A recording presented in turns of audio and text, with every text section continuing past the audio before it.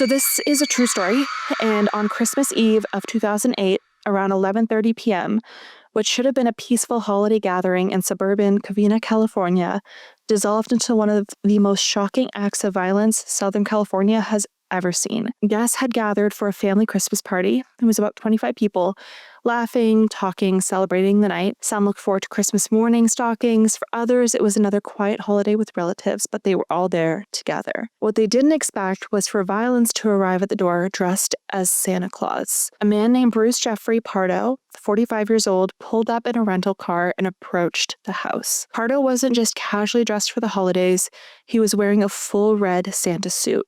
A costume meticulously chosen, authorities later said, to lower suspicion and prompt a welcoming response. Clutched in his hands wasn't a sack of gifts. It was multiple semi-automatic handguns and a gift-wrapped package containing a homemade incendiary device, which is a pressurized tank rigged to spray high-octane racing fuel. When the doorbell rang, an 8-year-old girl eagerly answered, thinking this was the real Santa someone had brought by the party. What happened next is almost too shocking to picture.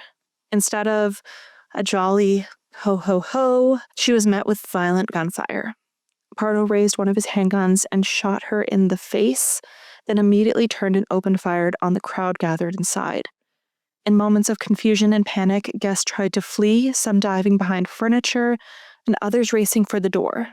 One 16-year-old girl was shot in the back as she tried to escape, and a 20-year-old woman injured her ankle jumping from a second-story window in the chaos. So after the gunfire, Pardo wheeled the large gift box inside. Inside of this box was a makeshift flamethrower, essentially a converted air compressor loaded with the racing fuel, designed to blast accelerant through the rooms. Now, police believe Pardo planned to ignite the fuel with a flare.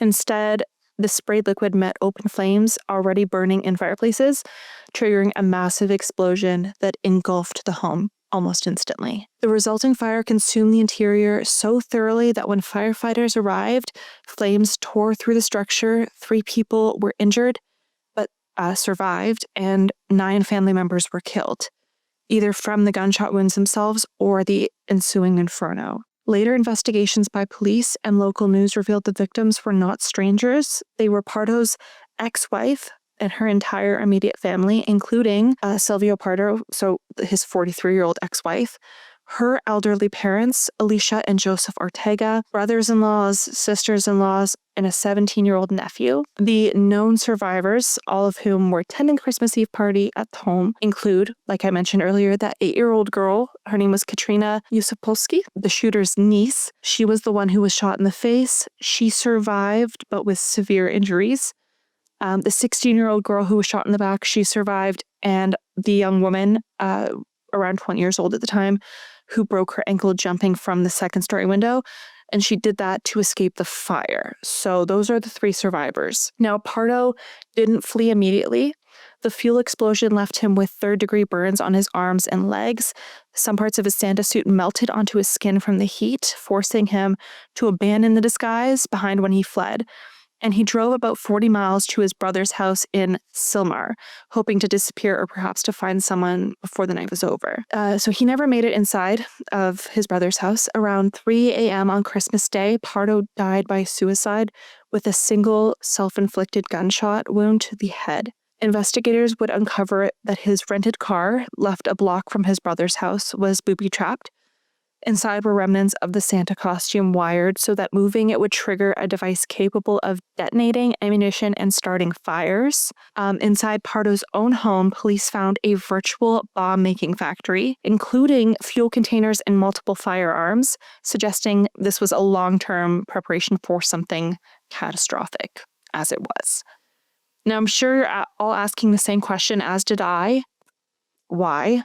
So authorities believe the massacre was driven by the bitter marital breakdown and resentment. Pardo's divorce from Sylvia had been finalized just 1 week before the attack, and after disagreements over finances, family dynamics, and personal grievances, in the months before the massacre, he had ordered a larger Santa suit, perhaps to conceal the weapons, and he purchased the guns in June and seems to have planned this assault for months long before anyone had actually noticed. So for the Kavina community and for anyone who knew the family, the massacre left a wound deeper than any seasonal sadness. So a night meant for cheer turned into this scene of sheer horror.